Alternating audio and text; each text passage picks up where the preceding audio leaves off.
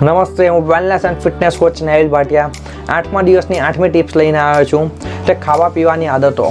આપણે ડેલી શિડ્યુલમાં જે ખાવા પીવા જઈએ છીએ ત્યારે મોસ્ટલી આપણે મોબાઈલમાં રીલ્સનો ઉપયોગ કરતા હોઈએ છીએ, ટીવી પર જેઠાલાલ જોતા હોઈએ છીએ અથવા તો સિરીઝ જોતાં ખાવાનું ખાતા હોઈએ છીએ.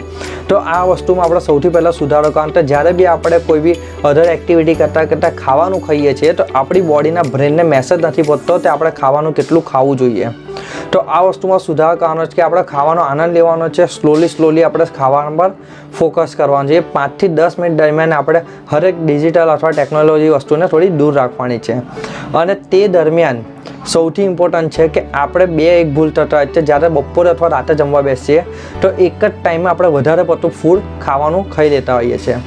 તો એ આદતને સુધારીને આપણે શું કરવાનું છે, દિવસ દરમિયાન દર 3 કલાકે થોડુંક ખાવાનું છે, જેથી આપણા બ્રેનને એ પચાવવાનો બી ટાઈમ મળે આપણી બોડીને, અને એ ડાયજેસ્ટિવ બી સારું થશે અને આપણને એનર્જી બી વારે થોડી કલાકે મળ્યા કરશે.